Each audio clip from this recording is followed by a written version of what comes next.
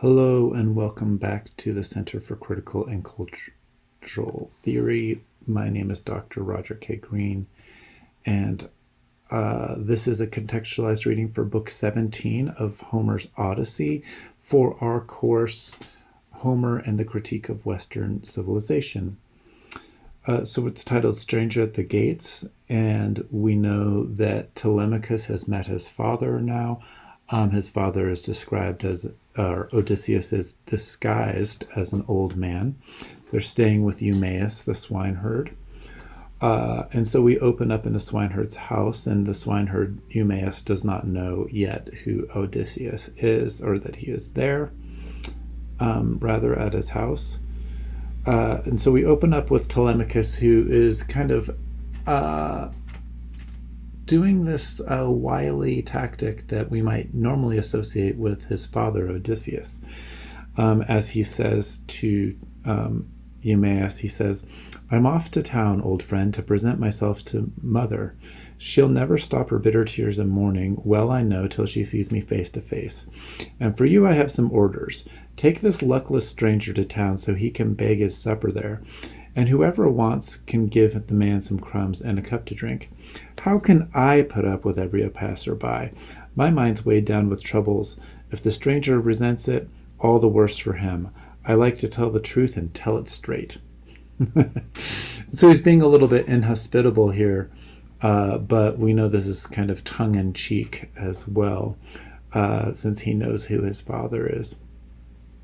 And then playing along, Odysseus breaks in, "My friend, I have no desire myself to linger here. Better that the beggars cadge their meals in town than in the fields. Some willing soul will see to my needs.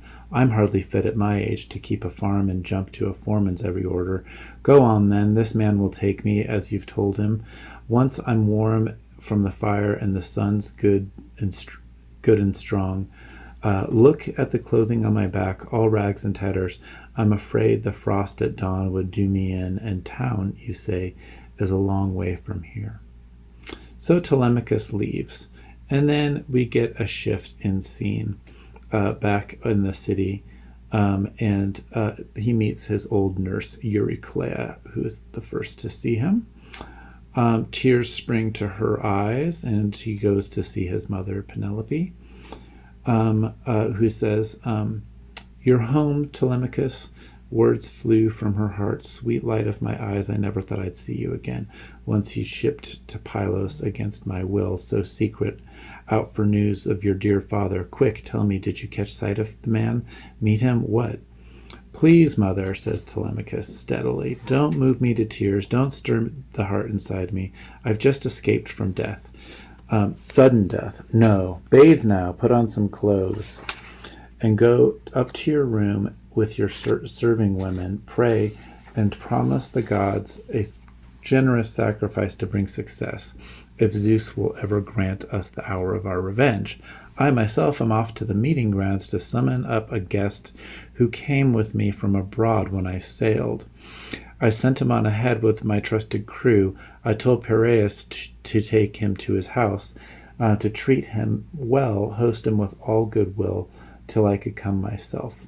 And so he then sends a servant off to go ahead and meet Theoclymenus, and then Theoclymenus brings him in, and then spear in hand, Telemachus strode on through the hall and out, and a pair of sleek hounds went trotting at his heels, and Athena lavished a marvelous splendor on the prince, so the people gazed in wonder as he came forward. And then he goes to meet a number of other friends of his father's, and just then Piraeus, the gallant spearman, approached, leading the stranger through the town and out to the meeting grounds. And Telemachus, not holding back, went straight up to meet Theoclymenus, his guests. But Piraeus spoke out first. "Quickly now, Telemachus, send some women to my house to retrieve the gifts that Menelaus gave you." And Telemachus says, "No, we want to wait on the gifts, because I'm not sure that I can secure them, or if I'm going to get killed. So if I get killed, Piraeus, then you go ahead and I'd rather you keep the gifts. But then once I've been able to successfully overtake the suitors, then I'll take them from your house. And so then their plans made, he led the wayworn stranger home, and once they'd reached the well-constructed palace, spreading out their cloaks on a chair or bench into the burnished tubs, they climbed and bathed. And so while they're in these baths together, we just want to imagine this, Telemachus and his guest, women washed them, rubbed them down with oil, and they drew fleece and shirts around their shoulders. Out of the baths they stepped and sat on high-backed chairs. A maid brought water soon in a graceful golden pitcher, and over a silver basin tipped it out, so they might rinse their hands, then pulled a gleaming table by their side. A staid housekeeper brought on bread to serve them, appetizers aplenty too, lavish with her bounty. Penelope sat across from her son beside a pillar, leaning back on a low chair and winding fine spin yarn. So we get this image. Just want to note again the servants serving them, bathing them even, and then the three of them sitting there together. Penelope says, Telemachus, I'm going back up to my room upstairs and lie down on my bed. That bed of pain and tears that have streaked me year in, year out from the day Odysseus sailed away to Troy with Atreus' 2 sons. But you never had the heart before the insolent suitors crowd back to the house to tell me any news of your father. And so Telemachus now is willing to tell her of his tale to Pylos and to Nestor, and he repeats some of Menelaus's words for a number of lines, and since they showed up earlier in the tale, there's this one repeated simile that I think is really, really striking. Again, this is Menelaus's words being retold through Telemachus. Weak as the doe that beds down her fawns in a mighty lion's den, her newborn sucklings, then trails off to the mountains, spurs on grassy bends to graze her fill, but back the lion comes to his own lair, and the master deals both fawns a ghastly bloody death. Just what Odysseus will deal that mob, ghastly death. Ah, if only Father Zeus, Athena, and Lord Apollo, that man who years ago in the games at Lesbos rose to Philomeleides' challenge, wrestled him, pinned him down with one tremendous throw, and Argives roared up with joy. If only that Odysseus sported with those suitors, a blood wedding, a quick death would take their lot. And then a comparison again to the old man and the sea. And so Menelaus has learned about the nymph Calypso and Odysseus's stay there. Then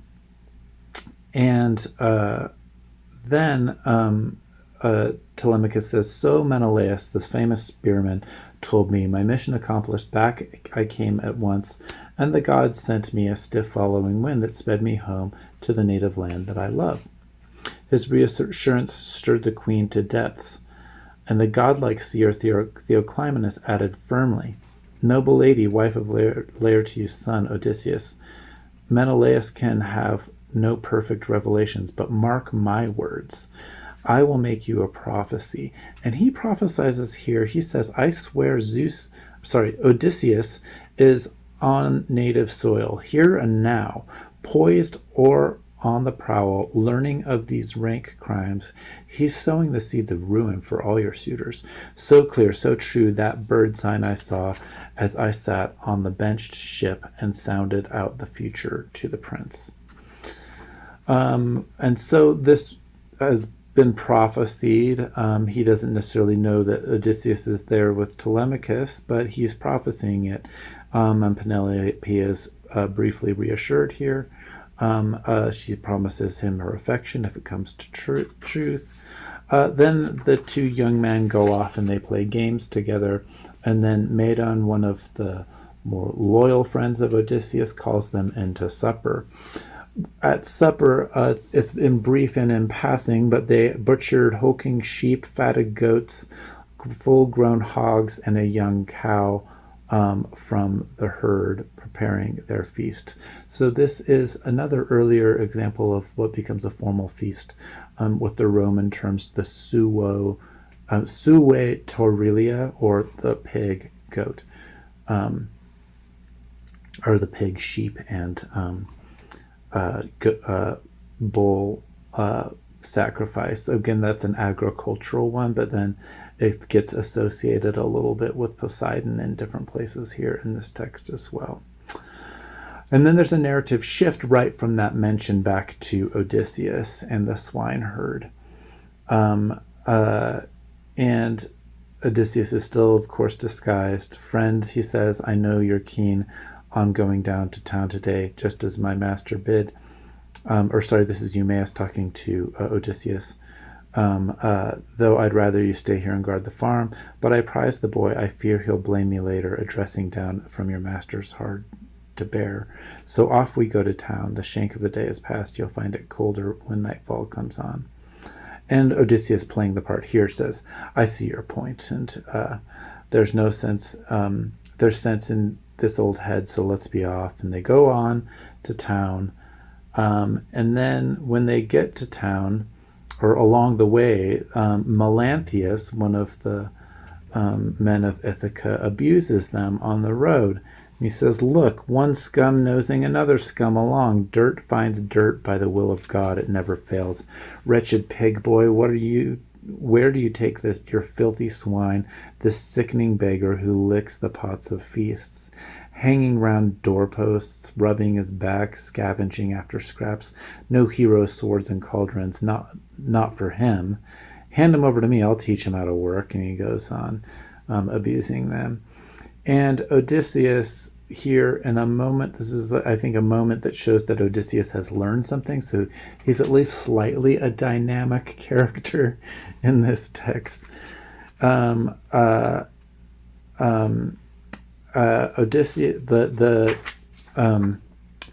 Melanthius kind of lurches out to kick him, and Odysseus stands his ground, and he keeps his cool.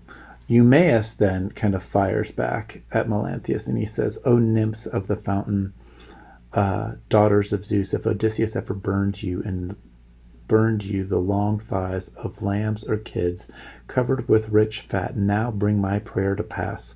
Let that man come back, some god guide him now. He'd toss the winds, the flashy show you make. Melanthius, so cocksure, always strutting round the town while worthless field hands leave your flocks a shambles. And so we know, this is just another moment in the narrative unfolding of the text itself, right? The narrative is unfolding the will of the gods. We've already known what's going to happen throughout the text itself, and so storytelling is already, in this moment in literary history, is the unfolding of God, the desire of the gods, right? It's the unfolding of fate and destiny. Eumaeus might not know it, but Eumaeus's thoughts are in line with what is already happening around him, even if he doesn't know who Odysseus is. Melanthius fires back, mocking at them. He says, listen to him, all bark and no bite from the vicious mutt. One day I'll ship him out in a black lugger miles from Ithaca and sell him off for a stiff price. And so we see this theme going on. People being sold, people being shipped off by pirates and sold into slavery. Then they go on. Odysseus doesn't reveal himself. They get outside of Odysseus's palace, and they can hear Phemius, the bard, striking up a song for the guests just outside. We get a brief description of Odysseus's house and how great it is. And then we notice this theme of the stranger and guests showing up, and the fact that beggars are not always treated necessarily as welcome guests. So it has to do, I think, with whether or not you look like you're worthy enough to be taken in, even though no one can quite know for sure. So Odysseus says, "This must be Odysseus's house." And Eumaeus says, "An easy guess for a man as keen as you are at every turn. Put heads together. What do we do next? Either you're the first one into the palace, mix with the suitors, leave me where I am, or if you like, stay put and I'll go first myself. Don't linger long. Someone might spot you here outside, knock you down or pelt you. Mark my words, take care." So we know you can be subject to abuse as a beggar in this culture. And Odysseus says, "Okay, well, maybe you should go on ahead." But just before then, we get this moment where the dog recognizes Odysseus, and this is a rather one of the touching and beautiful moments in the text for me, since I once had a dog. The dog's name is Argos. He's very, very old. It must be 20 years old, which is I know of no dog who's made it 20 years in my life. Mine made it to the ripe age of 14. But the text says, "Now as they talked on, a dog lay there, lifted up his muzzle, pricked his ears. It was Argos, long enduring Odysseus's dog. He trained as a puppy once, but little joy he got since all too soon he shipped to sacred Troy. In the old days, young hunters loved to set him coursing after wild goats and deer and hares. But now, with his master gone, he lay there, cast away on piles of dung, from mules and cattle heaps collecting." And the dog hears Odysseus, and he's infested with ticks, half dead from neglect. Here lay the old hound. But the moment he sensed Odysseus standing by, he thumped his tail, nuzzling low, his ears dropped, though he had no strength to drag himself an inch toward his master. Odysseus glanced to the side and flicked away a tear, hiding from this. And he then, in his wily way, asks about the dog. And Eumaeus tells about how great this dog has been throughout his life. But the dog is so weak that he's just able to give that kind of one thump of the tail.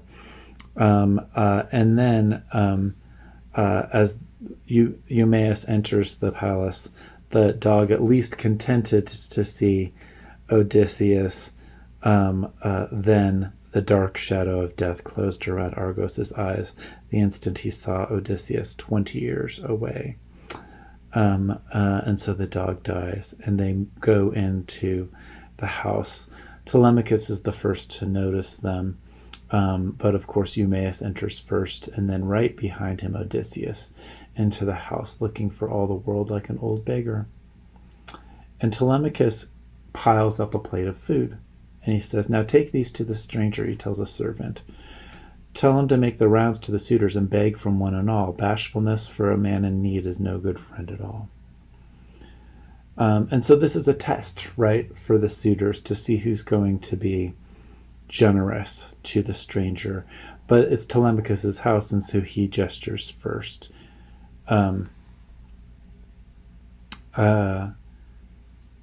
then in disguise, of course, Odysseus says, "Powerful Zeus, grant that your prince be blessed among mankind and all his heart's desires come to pass." And he takes the food and he sits down to eat. And then Athena urges Odysseus on even more to go and test the suitors to see if they are generous as well. And many of them pitied him and gave him scraps, and they were puzzled and asking each other, who is this? Where's he from? Right? And now the law says that you're not supposed to ask the person directly until after they've eaten. But Antinous among the suitors complains about, who's this beggar that gets admitted into the house.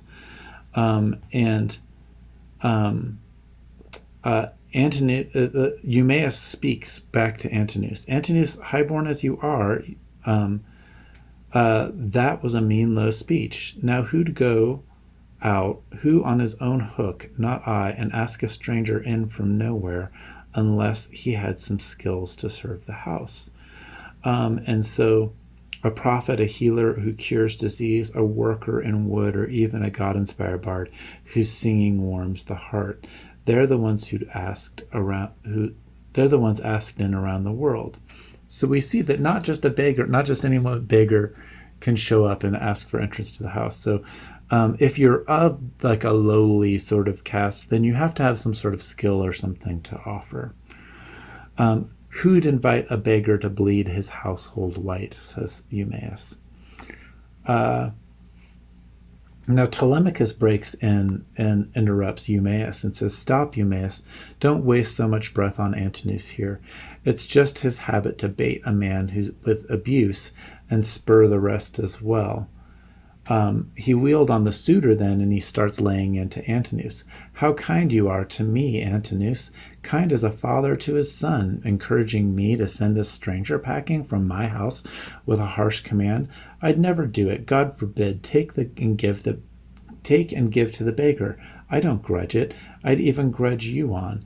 No scruples now. Never fear your gifts will upset my mother or any servant in King Odysseus's royal house.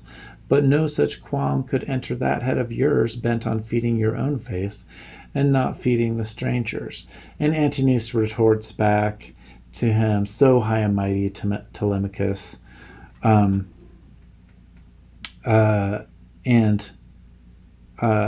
the rest of the suitors, though, the text tells us that they do all give to the beggar, and they fill his sack with handouts and bread and meat. And then Odysseus, as Athena had urged him on, he goes on to beg directly from Antinous. "Give me a morsel, friend. You're hardly the worst Achaean here, it seems, the noblest one, in fact. You look like a king to me. So you should give a bigger crust than the rest, and I will sing your praises all across the earth. I, too, once lived in a lofty house that men admired." And he goes in and he tells this false story that we've already heard before. But we want to note Antinous' reaction. Antinous interrupts him first, and he says, he rebukes him instead of praising him, right? He does exactly the opposite of what you're supposed to do with Xenia.